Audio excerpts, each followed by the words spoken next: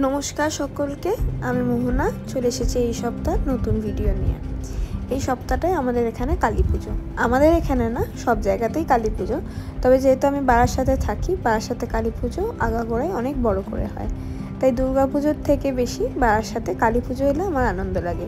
এটা আমি আগের একটা ভ্লগেও বলেছি যে দুর্গা পুজোয় আমি তেমন অ্যাক্টিভ ফিল করি না, তবে কালী পুজো আসবে এই সময়টা থেকে কালী পুজো অবধি আমার খুব ভালো লাগে। আজকে করব একটা হ্যালোউইনের কেক। লাস্ট 4 বছর ধরে কাজ শুরু করেছি, কখনো হ্যালোউইনের কোনো অর্ডার আমি করিনি, তবে এইবারে একটা হ্যালোউইনের কেক অর্ডার হয়েছে। একদম সিম্পলের মধ্যেই হ্যালোউইন, ওই যে কুমড়ো কেটে কেটে একটা স্কেরি ফেস তৈরি করে সেইটারই একটা কেক ভার্সান। এটা 1.5 কেজি ওয়েটের, মানে 3 পাউন্ড ওয়েটের চকলেট ফ্লেভারের কেক। 2022 সালের হ্যালোউইনে আমি বাড়ির জন্য একটা কেক করেছিলাম, ক্রিম দিয়ে একটা কেক করেছিলাম। সেটা যদি খুঁজে পাই কখনো আবার রিপোস্ট করব। আর তাছাড়া আমি কখনো হ্যালোউইন সম্পর্কে কোনো কেক করিনি। এটাই বলতে গেলে আমার প্রথম অর্ডারের কাজ, যেটা হ্যালোউইন রিলেটেড। কিন্তু এই কেকের ডেলিভারিটা ছিল ভূত চতুর্দশীর দিন, আমাদের কালী পুজোর আগের দিনটা ডেলিভারি ছিল। কমপ্লেক্সে কিছু বাচ্চাদের জন্য এই কেকটা নেওয়া হয়েছিল। এখন তো সব জায়গাতেই সব রকমের উৎসব পালন হয়, আর হ্যালোউইনটা যেহেতু বেশ ফানি, তাই জন্য ফানি বা খুব একটু ক্রিয়েটিভ, মানে বাচ্চাদের আকৃষ্ট করার মতন ভূত হলেও বাচ্চাদের বেশ আকৃষ্ট করার মতন ব্যাপার। সেই কারণে হ্যালোউইনও এখন মোটামুটি সব কমপ্লেক্সে বা স্কুলে ছোট ক্লাসে এটা সেলিব্রেট হয়। কিছুদিন আগে একটা ভিডিওয়ে বলেছি যে প্রত্যেক বছর ডিসেম্বর মাসে আমার বিজনেসের অ্যানিভার্সারিতে আমি বিজনেসে নতুন কিছু ইনভেস্ট করি।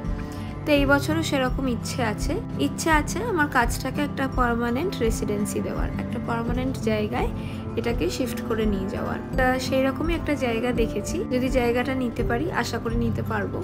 যদি নিতে পারি, সব কিছু যদি ঠিকঠাক থাকে, তাহলে পরের ভিডিও নিশ্চয়ই সেটা সবার সাথে শেয়ার করবো। এই কেকটা একদমই সিম্পল, তেমন কিছুই করার নেই।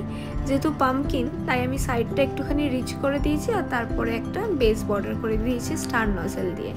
আর তারপর বাকি সব যা ছোটোখাটো অল্প ডিটেলস আছে সেটা ফন্ডেন্ট দিয়ে করে নিয়েছি। মুখ, চোখ আর মাথার এই যে ঝুঁটিটা, কুমড়ো শাকের জায়গাটা, সেই জায়গাটা ক্রিম দিয়ে করে নিয়েছি। একদম কমপ্লিট, ভীষণ সিম্পল, কিন্তু সব থেকে পপুলার হ্যালোউইনের কেক এটাই। এরপরে সেদিনকেই বিকেলবেলা গেছিলাম একটু লাইট কিনতে। পরের দিন চতুর্দশী আর তারপরের দিন কালী পুজো। তা লাইট কিনতে গিয়ে দোকানে এই লাইটটা দেখলাম, ছোট্ট একটা টি লাইট, কিন্তু ব্যাটারি দেওয়া, কোনো আগুন টাগুন ধরে যাওয়ার ব্যাপার নেই। ভাল লাগলো, তো এইটা একটা লাইট নেব বলে রেখেছিলাম। আর এই গোটা দোকানটা সুন্দর করে পুরো আলোয় সাজানো। শুধু যে আলো আছে তা নয়, ঘর সাজানোর বিভিন্ন রকমের জিনিস এই দোকানটায় আছে। মা তারপরে সেদিনকে 14 প্রদীপ দিচ্ছিল, প্রদীপ না মোমবাতি। প্রদীপ জ্বালালে খুব তেল পড়ে, তো বেশ অনেকটা ঝামেলাও হয়, সলতে তৈরি করতে হয়, প্রদীপ কিনে ভেজাতে হয়, তাই মোমবাতিই দেওয়া হয়।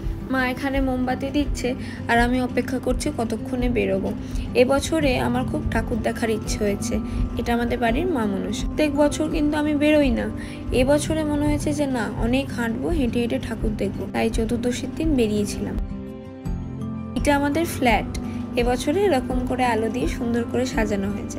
আর এবছরে আমাদের এই গলির প্রত্যেক কটা বাড়িতে সুন্দর করে পুরো বাড়ি জুড়ে আলো দিয়েছে, তার জন্য এত আলো ঝলমলে লাগছে, সুন্দর লাগছে। এই একটা সময় আমাদের এই জায়গাটা খুব সুন্দর লাগে দেখতে, তবে দুর্গাপুজোয় কিন্তু একদম মনমরা হয়ে থাকে। তারপরে আমি বেরিয়ে গেছিলাম ফাইনালি। প্রথমে গেলাম বড় মাকে দর্শন করতে, সেখান থেকে মাকে নমস্কার করে আমি চলে গেছিলাম কেএনসিতে খুব সুন্দর করে লাইট দেয়, সেইটাই দেখতে। এই যে পুরো রাস্তাটা জুড়ে পরপর গেট করে, অদ্ভুত সুন্দর লাগে দেখতে। আর দুধারেও কিন্তু নানান রকমের, কোথাও কুমির করে, কোথাও ব্যাঙ করে, সেগুলো বাচ্চাদের খুব ভাল লাগে, তবে আমার এইটা দেখতে খুব ভাল লাগে। তো গিয়ে দেখলাম যে ফাঁকাই আছে মণ্ডপ, তাই ভেতরটা একটু ঘুরে দেখে নিলাম। স্বাধীনতা রিলেটেড কিছু করেছে।